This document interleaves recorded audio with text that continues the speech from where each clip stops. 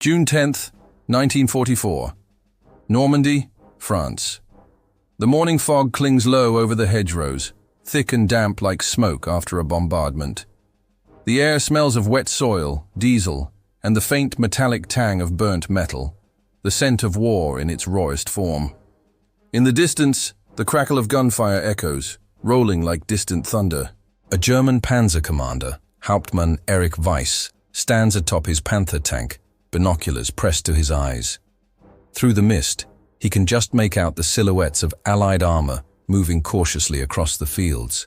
They're Shermans, the same American tanks his men had mocked for years. "Another Ronson convoy," one of his gunners jokes from below, using the nickname the Germans gave to the American tank, after the lighter brand famous for its slogan, "Lights every time."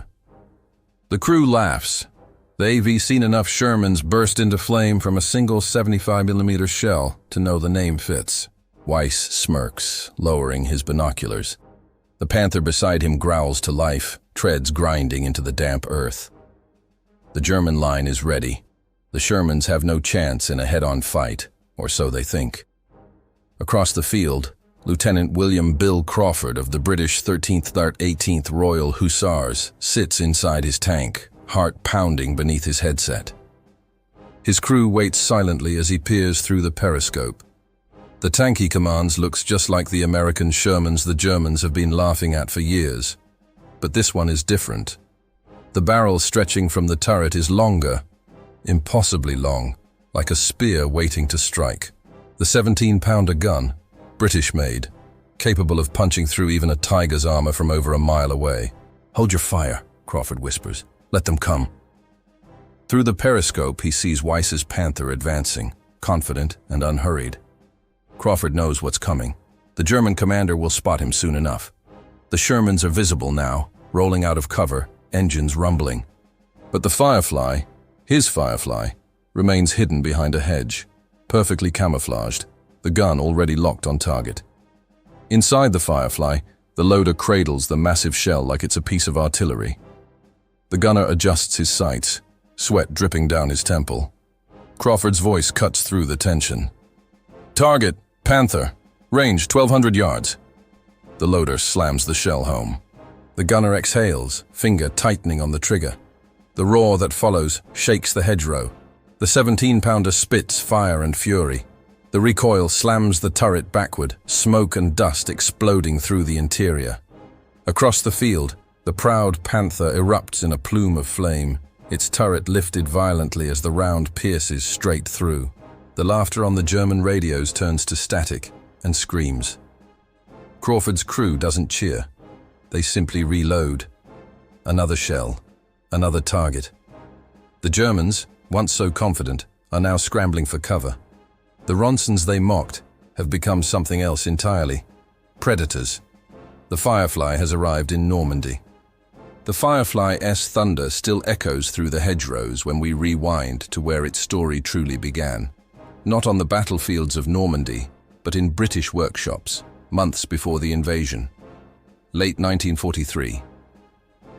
Somewhere in southern England, inside a dimly lit depot filled with the metallic scent of oil and steel, engineers from the Royal Armoured Corps wrestle with a challenge that could change the war.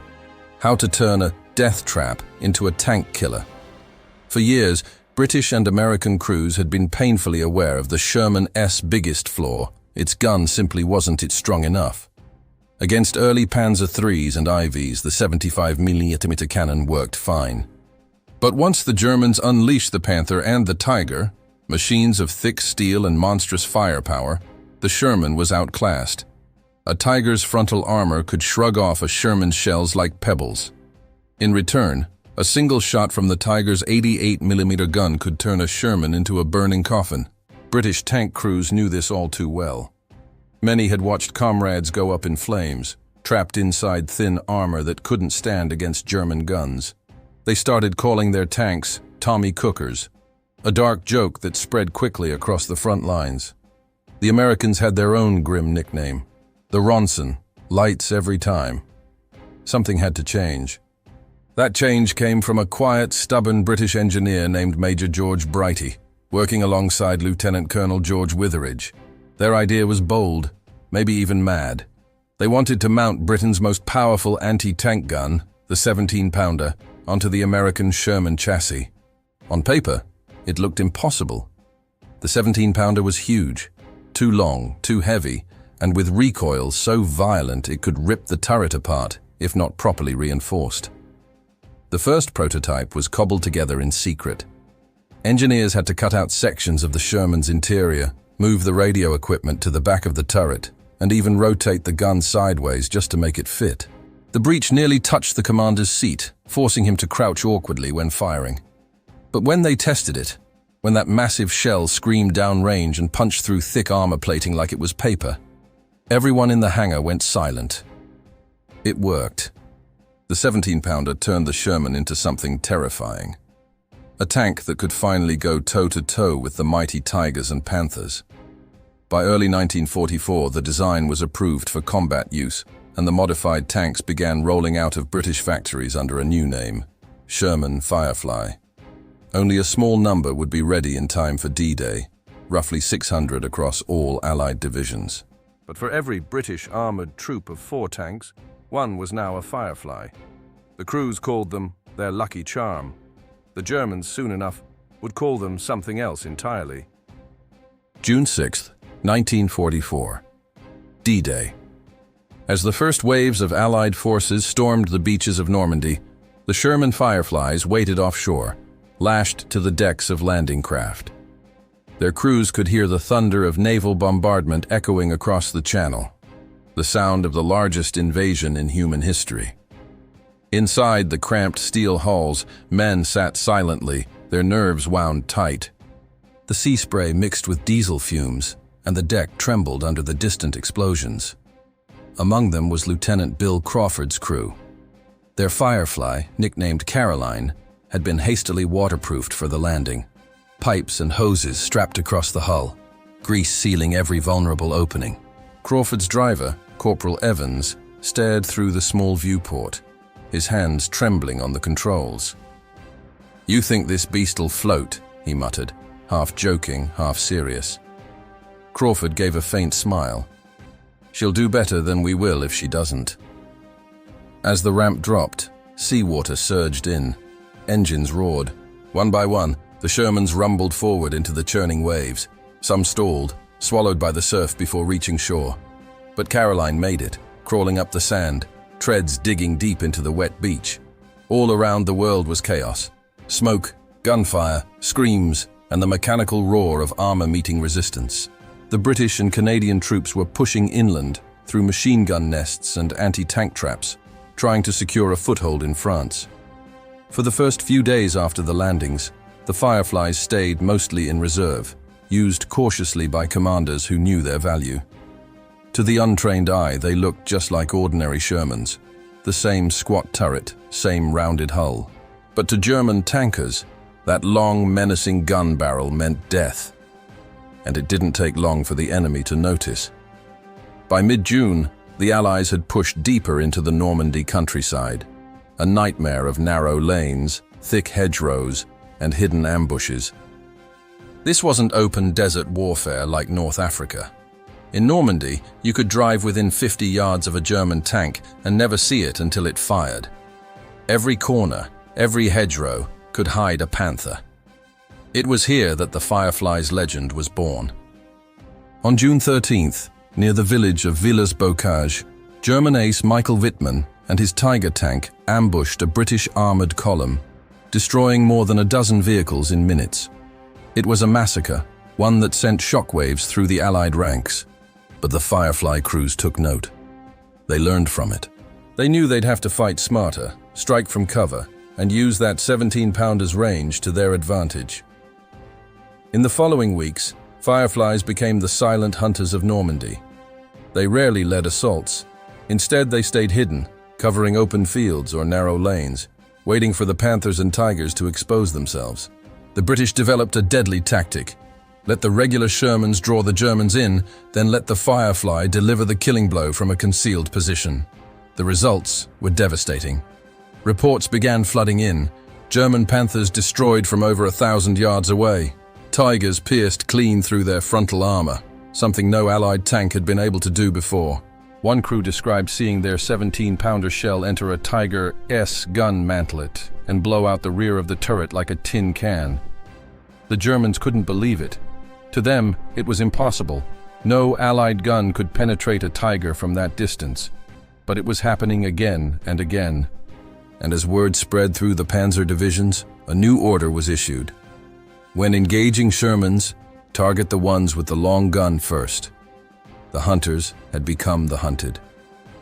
By late June 1944, the once confident German panzer crews had started to feel something they hadn't felt in years: fear. Every time they rolled their Tigers or Panthers into battle against the Shermans, they now hesitated. Somewhere, hidden in the hedgerows, could be a Firefly waiting with its long, menacing barrel aimed squarely at them. In one engagement near Tilly-sur-Seulles, a German platoon of 3 Panthers advanced cautiously down a narrow country road. The morning sun was barely cutting through the mist, and the air was filled with the distant rumble of artillery. To their commander, Oberleutnant Franz Keller, it felt like a routine sweep. His men were confident. The Panthers were superior in every way. But as they rounded a bend bordered by thick hedges, a single shot cracked like thunder. The lead Panther erupted instantly, its ammunition igniting in a fiery blast. Keller froze, stunned. "Where did that come from?" he barked, scanning the fields. Before anyone could react, another flash came from a hedgerow 200 yards away. The second Panther shuddered, its engine compartment torn apart. The remaining crew reversed frantically, smoke billowing from the wreckage. What Keller didn't know was that a Firefly from the British 24th Lancers had been waiting for over 2 hours, perfectly concealed beneath branches and netting. The gunner had ranged the field meticulously, knowing the Germans would use that road. 2 shots, 2 kills. By the time Keller's surviving Panther pulled back, his radio was filled with panicked chatter. "A new Sherman! Long gun! It killed us from the front!" The Germans quickly learned to identify the Firefly by its oversized barrel and longer flash suppressor. They began targeting them first in every engagement. Some Allied crews even tried to disguise their Fireflies, painting the tips of their gun barrels white to appear shorter, or parking among standard Shermans to blend in. Inside the cramped steel hulls, Firefly crews lived with constant tension. They knew they were the enemy's priority target. Many crews wrote messages on their armor, crude chalk markings, prayers, and sometimes names of loved ones. Lieutenant Crawford A.S. Crew painted a small 4-leaf clover beneath the gun barrel, a quiet superstition for luck that seemed to hold through battle after battle. But the Firefly wasn't invincible. Its armor was still the same thin Sherman plating, and one well-placed hit could still turn it into a burning wreck. Crawford knew this. Every time they fired, every time that 17-pounder roared, they risked revealing their position. "One shot, one move," he'd say. After firing, Evans would immediately throw the tank into reverse, retreating behind a hedgerow or barn before the Germans could return fire. It was a deadly dance: speed, precision, and nerves of steel. And yet, despite its vulnerabilities, the Firefly was rewriting the balance of power in Normandy. Reports from the front lines told of German morale dropping sharply. Panther crews who once laughed at the sight of Shermans were now calling them death traps. Not because of the American models, but because of the Firefly hidden among them. By July, German intelligence had circulated new instructions. Identify and destroy the Sherman with the long barrel first. But even that wasn't enough. The Firefly's reach and accuracy were unlike anything the Germans had faced from Allied armor before. In open fields, it could pick off targets from nearly 2 kilometers away, distances where even Tigers struggled to land a hit. The battlefield had changed. The Germans, once the predators of Europe, now found themselves stalked by a weapon they never expected, one born from the very tank they had mocked. July 9th, 1944, near Caen, Normandy. The fields lay quiet under a pale dawn mist, the air thick with tension and the distant smell of cordite. Lieutenant Bill Crawford's Firefly sat in ambush behind a collapsed stone farmhouse, its long barrel jutting out between broken beams. The crew had been awake all night, nerves frayed, waiting for German armor to move. Somewhere beyond the hedgerows, the rumble of heavy engines echoed faintly. Panthers, maybe tigers. The sound alone was enough to make the ground vibrate. "Movement, 2 o'clock!" hissed Corporal Evans, peering through his periscope. Through the fog, the unmistakable silhouettes of 2 panthers appeared, their turrets sweeping slowly across the field. One of them stopped, scanning the tree line. The other kept advancing, its black cross barely visible through the haze. Crawford whispered into the headset. "Steady. Wait for the side shot." The gunner, Sergeant Miller, adjusted his sight, his finger resting on the trigger. Sweat rolled down his cheek, dripping into his collar. The loader, Private Hughes, clutched a 17-pounder shell in trembling hands, nearly a meter long, its brass casing gleaming dully in the dim light. "Loaded," he whispered. The seconds crawled. The panther moved closer, then turned slightly, exposing its flank. Crawford's voice came low and calm. "Fire." The Firefly's cannon exploded with a deafening roar. The entire tank jolted backward, smoke filling the turret. Through the periscope, Crawford saw the shell tear through the Panther's side armor, a perfect hit. Flames erupted instantly, black smoke billowing skyward. But before anyone could breathe, the second Panther swung its turret toward them. "Reverse! Reverse!" Crawford shouted. The engine screamed as Evans threw the Firefly into gear, treads grinding over rubble. A split second later, a German shell smashed into the farmhouse wall, showering them with stone and dust. "Stop! Hold here!" Crawford yelled. The Firefly lurched to a halt behind a low embankment. Miller realigned the gun, his heart hammering. Through the periscope, the second Panther loomed, smoke drifting from its barrel as it reloaded. It became a duel of nerves. 2 tanks, 2 crews, each waiting for the other to blink.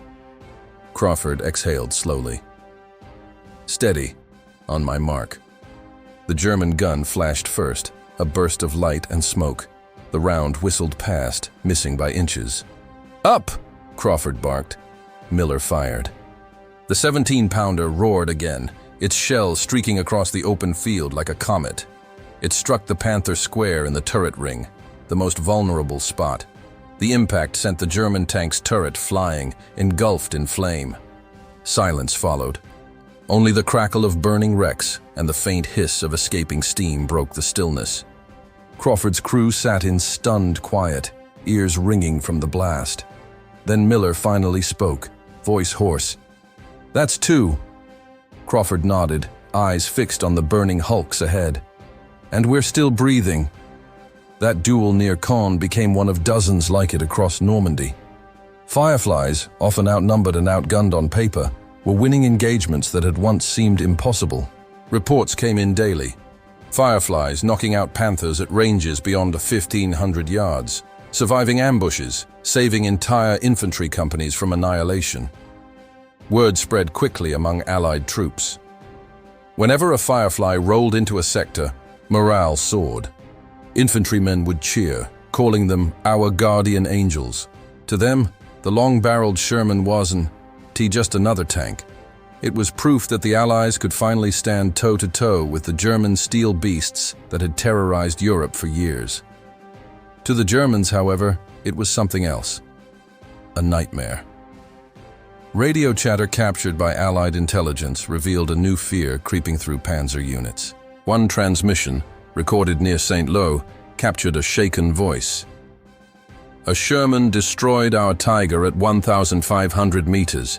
It was no ordinary Sherman. It had the long gun. We never saw it." The Firefly was no longer just a modified tank. It was a message that the Allies could adapt, innovate, and strike back with deadly precision. And in the hedgerows of Normandy, that message burned bright. By late July 1944, the Battle of Normandy had turned into a brutal slog through mud, hedgerows, and shattered villages. The Germans still held firm defensive lines, using the terrain to their advantage, but the Fireflies were beginning to shift the balance. They weren't numerous, only 1 per troop. Yet their psychological effect was enormous. Wherever a Firefly appeared, German armor hesitated. Every long gun silhouette in a field could be death. Lieutenant Bill Crawford and his crew, now battle-hardened after weeks of relentless fighting, had earned a reputation among their regiment. Caroline was known as the Ghost Tank, always appearing where the fight was thickest, always vanishing before the Germans could retaliate. By early August, they were part of Operation Totalize, the Allied push south from Caen toward Falaise, the operation that would trap and destroy much of Germany's armored might in France. At dawn on August 8th, the Firefly rolled out with the 1st Polish Armored Division along a dusty French road lined with hedgerows and orchards. The rumble of engines and the metallic clank of treads filled the air as Allied armor advanced under a thick smoke screen. Above them, Typhoon fighter bombers screamed low, rockets streaking toward German positions. But even with air support, the danger was ever present. The Waffen-SS Panzer divisions, veterans of the Eastern Front, were waiting. Suddenly, a shell tore through the column, exploding in a shower of dirt and shrapnel. The lead Sherman burst into flames. "Ambush!" Crawford shouted. Evans slammed the brakes, the Firefly grinding to a halt behind a wrecked tank. The radio crackled with panic. "Tigers! 11 o'clock!" Crawford scanned the ridge through his periscope and froze. 3 dark shapes moved among the trees. Tigers, their 80mm guns glinting in the sunlight. The distance was nearly 1,800 yards, too far for most Allied tanks to make an accurate shot. But not for the Firefly. "Range, 1,800. Target the leftmost Tiger," Crawford ordered calmly. Miller adjusted his scope, heart pounding. Hughes rammed a shell into the breech, the last armor-piercing round they had. "Loaded! Fire!" the 17-pounder thundered, recoil slamming the turret. The other 2 Tigers turned instantly, their turrets swinging like predators spotting prey. "Move! Move!" Crawford yelled. Evans gunned the engine, Caroline lurching backward into the ditch as a German shell screamed overhead, exploding in the hedgerow. The tank shuddered from the concussion. Smoke and dirt filled the air. "Back another 10 yards!" Crawford ordered, his voice strained but steady. Miller already had another shell loaded. "Target the middle one!" The Firefly emerged from behind the smoke, barely visible. Crawford's voice came low and controlled. "Fire!" The gun roared again. The shell hit the Tiger square in the side, punching through the armor and detonating the ammo rack. The explosion was deafening. The 3rd Tiger hesitated, the crew unsure where the Firefly was. Before they could react, Allied artillery opened up, shells raining down across the ridge. The survivors fled. When the smoke cleared, 3 burning German tanks lay scattered across the hillside. Crawford's crew sat in silence, ears ringing, hearts racing. They had survived another day and taken down giants. By the end of August, the Fireflies had helped destroy or disable dozens of German tanks during the encirclement at Falaise. It was one of the most decisive victories of the war in Western Europe. For every German Tiger destroyed, a Firefly had likely played a part.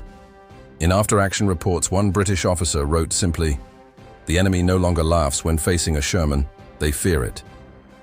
As the Allies pushed toward Paris, the once ridiculed Sherman had become a symbol of resilience and ingenuity. And at the heart of that transformation stood the Firefly, a British idea built on an American frame, refined through blood and necessity. By early September 1944, the tide of war in Western Europe had turned decisively. The German army was in retreat, falling back toward the Siegfried Line. The once invincible tigers and panthers that had ruled the battlefield were now hunted beasts. The Allies had learned how to fight them, with numbers, with air power, and most effectively, with the Sherman Firefly. German crews who had once mocked the Ronson now dreaded every engagement. Reports from panzer divisions described their growing paranoia. They would hesitate to enter open ground, scanning every hedgerow for a telltale long barrel. Veteran tank ace Otto Carius, one of the most respected Tiger commanders, later recalled how quickly German tankers learned to recognize the Firefly, and how even experienced crews felt unease knowing they could be destroyed from beyond their own effective range. For the British, the Firefly was more than just a weapon. It was redemption. The Sherman had long been seen as inferior, outgunned, under-armored, a mobile coffin. But the Firefly proved that with the right mind and the right gun, even a humble machine could become a legend. In the weeks following the liberation of Paris, Lieutenant Bill Crawford and his crew pushed onward through northern France and into Belgium. The war was far from over. German resistance was stiff, and new dangers awaited, including ambushes from concealed 80mm guns and desperate counterattacks. But the balance had changed. Whenever the Firefly joined a column, there was a different air, confidence, even among men who'd seen too much death. Infantrymen would give thumbs up as the long-barreled tank rolled by, its 17-pounder pointing toward enemy lines like a spear of retribution. In one small Belgian village, Crawford's Firefly stopped beside a burned-out Tiger, its massive turret torn apart by a 17-pounder hit. Hughes, the loader, climbed out and stared at the wreck silently. "Remember when they laughed at us?" he muttered. Crawford nodded, eyes fixed on the smoldering steel giant. "They're not laughing anymore." By the time autumn arrived, the Firefly had cemented its place in Allied strategy. Entire German counterattacks had been blunted by small groups of Fireflies positioned with surgical precision. During Operation Market Garden, Fireflies provided critical covering fire for airborne troops and armored advances, knocking out enemy armor that threatened to cut off the fragile Allied corridor. Even German prisoners began to speak of the long-barreled Sherman in hushed tones. Some believed it was a completely new tank, perhaps a British secret weapon. They couldn't comprehend that the same chassis they had ridiculed, the same Sherman they had once burned with ease, was now capable of destroying their most prized machines. Behind the front lines, engineers and designers studied the Firefly's success closely. It was proof that firepower could overcome armor, that adaptability and innovation could turn the tide of war. The Americans took note, developing their own up-gunned Shermans, like the M4A3E8 Easy 8, and later, the M36 Jackson tank destroyer armed with a powerful 90mm gun. The Firefly had shown the way, but for the men inside them, the Fireflies were never about glory or technical triumph. For Crawford and his crew, every kill was survival, one less Tiger to haunt them the next morning. The victories were measured not in medals, but in the quiet relief of living to see another dawn. And as the Allied forces crossed into Germany in late 1944, the laughter that once followed the Sherman ES name had long since died on the lips of the enemy. In its place was respect and fear. May 1945. Germany lay in ruins. The war in Europe was finally over. Allied tanks, British, Canadian, and American, rolled through shattered cities that had once echoed with Nazi parades. Amid the columns of armor were the Fireflies, their long barrels now silent, streaked with mud and soot from a year of relentless fighting. Some bore scars, dents from near misses, blackened paint from shell impacts. But they had survived. Against all odds, they had proven the mockers wrong. Lieutenant Bill Crawford and his crew were among the lucky few who had made it from Normandy, all the way into the heart of Germany. As the tank rolled to a stop near the Elbe River, Crawford climbed out and gazed across the water where Soviet tanks sat idling on the opposite bank. The war was done. The laughter that had once accompanied the word Sherman had vanished into the echoes of history. For the men who fought in them, the Firefly was more than a machine. It was salvation, a lifeline against the unstoppable. British and Canadian crews, who had once dreaded facing tigers and panthers, now spoke of the Firefly with quiet pride. They had taken a tank once dismissed as obsolete and turned it into one of the most feared weapons on the battlefield. But the Firefly's story didn't end with the war. In the years that followed, it became a symbol of Allied ingenuity, the embodiment of how desperation and innovation could transform weakness into strength. Military historians would later call it one of the most successful field adaptations in armored warfare. In essence, the Firefly wasn't just a tank, it was a lesson. Its legacy lived on in tank design philosophy, firepower and mobility over sheer armor. The 17-pounder's success directly influenced post-war tank development, leading to the creation of the British Centurion, a tank that would go on to dominate the early Cold War era. The Centurion's designers often cited the Firefly as their inspiration, noting how a balanced combination of speed, protection, and firepower could achieve battlefield dominance without sacrificing versatility. In museums across Europe today, preserved Fireflies stand quietly among rows of tanks, their long barrels still reaching forward as if ready to fire one more shot. Tourists and veterans alike stop before them, reading the small plaques that tell their story. The Sherman Firefly, British modification of the American M4 Sherman, armed with the 17-pounder gun capable of defeating the Tiger and Panther tanks. Yet words on a plaque can capture what it meant for the men who fought inside them. The terror, the noise, the deafening roar of the gun, the smell of cordite and burning metal, and the pulse of survival in every engagement. For those crews, the Firefly was not just a weapon. It was the difference between life and death, between being hunted and being the hunter. As for Lieutenant Crawford, history remembers him as one of the many anonymous tank officers whose courage helped turn the tide of the war. After Germany's surrender, he returned home to England, leaving Caroline behind. The tank was scrapped a year later, melted down like so many others, its steel repurposed in a world that no longer needed machines of war. But her spirit, and those like her, lived on in every veteran's memory, in every whispered tale of how the British took a laughingstock and turned it into a legend.